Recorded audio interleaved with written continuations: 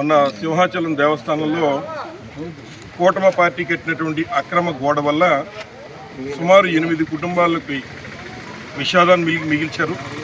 అందులో 8 మంది మరి చనిపోయిన పరిస్థితులు మన రాష్ట్రం అంతా కూడా చూసింది.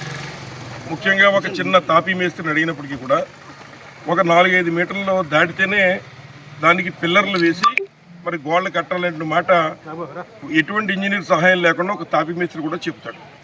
కానీ ఈ రాష్ట్రంలో ఏదైతే ఒకవైపు అమరావతినో లేదా కడుతున్న దేవస్థానంలో జరుగుతున్న పనులు అన్నీ కూడా అవినీతిమై ఈ కూటమి ప్రభుత్వం అవినీతిమయం చేసి కేవలం 5 రోజుల్లో మరి సుమారు 70 మీటర్లు మరి పొడగలిగినటువంటి 12 మీటర్లు ఎత్తున్నటువంటి గోడని 70 మీటర్లు ఉన్నటువంటి గోడని 5 రోజుల్లో నిర్మించాలనేటువంటి ఒత్తిడి మరి కూటమి నాయకుల ద్వారా చేసి ఆ గోడ వల్ల ఈ రోజున సుమారు మరి ఆ గోడ కూలిపోవడం వల్ల సుమారు 8 మంది ప్రాణాలు గాలిలో గెలిచిపోయారు.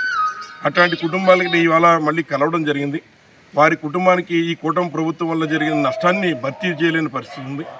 అయినప్పటికీ మరి జగన్మోహన్ రెడ్డి గారు వెళ్ళి ఆ కుటుంబాల పక్షాన్ని నిలబడి మరి ఏదైతే ఆ కుటుంబాలు ఒకరికి కూడా ₹1 కోటి సాయం చేయాలని చెప్పి డిమాండ్ చేయడం, దానికి దిగి వచ్చిన ప్రభుత్వం ఒక 25 లక్షల రూపాయలు ఆ కుటుంబాలకు ఇచ్చి చేతులు దులుపుకోవడం, మిగిలిన 75 లక్షలు ప్రతి కుటుంబానికి రేపు వైఎస్ఆర్ కాంగ్రెస్ పార్టీ వచ్చిన తర్వాత మేము ఆ కుటుంబాలను ఆదుకునే విధంగా చేస్తామని జగన్మోహన్ రెడ్డి గారు మాట్లాడమే కాకుండా మళ్ళీ పార్టీ నుంచి కూడా ప్రతి కుటుంబానికి 2 లక్షల రూపాయలు చొప్పున మరి వైఎస్ఆర్ కాంగ్రెస్ పార్టీ నుంచి జగన్మోహన్ రెడ్డి గారు సాయం చేయడం జరిగింది.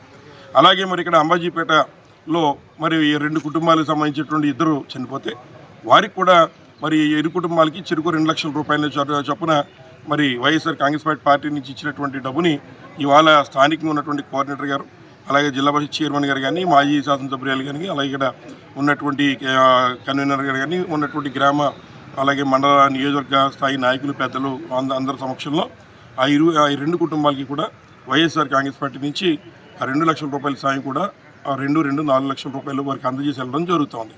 ఇప్పటికన్నా మరి ఈ ప్రభుత్వం ఈ రకంగా వారి అవినీతితో మరి అవినీతి అక్రమాలు చేస్తూ మరి ఉన్నటువంటి ప్రజలందరినీ కూడా ఈ రకంగా ఇబ్బంది పెట్టే పరిస్థితి జరుగుతోంది. ఇప్పటికన్నా జరుగుతున్న దేవస్థానాల్లో మరి ఈ యొక్క అక్రమాలని కట్టడి చేయమని కోరుతున్నాం. ఈ ఇన్సిడెంట్ అయిన తర్వాత ఇంకా అనేక దేవస్థానాల్లో మరి ఈ రకంగా జరుగుతున్నాయనేటువంటిది పేపర్కి వచ్చినా కూడా పట్టించుకునే విధంగా, దున్నపోతు మీద వర్షం పడినా పట్టించుకునే విధంగా కూటమి ప్రభుత్వం వ్యవహరిస్తూ ఉంది. మరి వాడపల్లి దేవస్థానంలో మొన్న ఈనాడు పేపర్లో వచ్చింది, సాక్షి పేపర్లో వచ్చింది, కొన్ని మా పేపర్ కొన్ని సాక్షి పేపర్ అనేటువంటిది వదిలేయండి, ఈనాడు పేపర్లో వచ్చింది. దాని మీద స్పందించారని అడుగుతున్నాం. ముఖ్యంగా ఈ ఘటన జరగడానికి ప్రధాన కారణమైనటువంటి కూటమిలో ఉన్నటువంటి 5 మంత్రులు కమిటీల్లో మేమంతా అక్కడ జరుగుతున్నటువంటి ఈ ఉత్సవం చందనోత్సవానికి మేమే అన్నీ చూసామని చెప్పి 10 సార్లు డబ్బా కొట్టుకునేటువంటి మంత్రులు ఇవాళ వాళ్ళ ఆలస్యం వల్ల, వాళ్ళ అవినీతి వల్ల, ఈ కూటమి ప్రభుత్వం అవినీతి వల్ల మరి 8 ప్రాణాలు గాల్లో కలిపేశారనే విషయాన్ని మరొకసారి తెలియజేస్తూ ఇప్పటికన్నా బుద్ధి తెచ్చుకుని మరి మంచి కట్టడాలు కట్టండి, అవసరమైతే మరి నాణ్యత కార్యక్రమాలు చేయాలని చెప్పి మేము కోరుతున్నాం.